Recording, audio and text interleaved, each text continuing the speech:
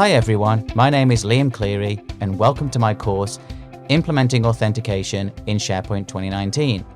I am the CEO and owner at Sharepolicity, as well as a Microsoft MVP. Over the years, while working with all different organizations, one of the most important tasks that needs to be defined and implemented is authentication.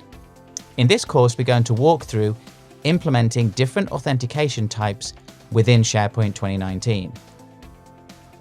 Some of the major topics that we will cover include how to choose between common authentication types, configuration required for SQL Forms-based authentication, how to implement Active Directory Federated Services authentication for SharePoint, the implementation and configuration required to use Azure Active Directory authentication with SharePoint on-premises, and then lastly, how to manage and monitor authentication in SharePoint.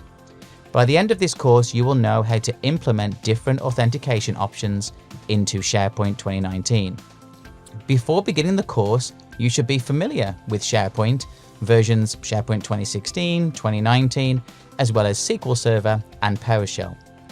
From here, you should feel comfortable diving into overall management of SharePoint Server with courses on managing SharePoint Server with PowerShell, monitoring, troubleshooting, and optimizing SharePoint, as well as planning for and implementing a SharePoint 2019 farm. I hope you'll join me on this journey to learn how to use and implement authentication with the Implementing Authentication in SharePoint 2019 course at Pluralsight.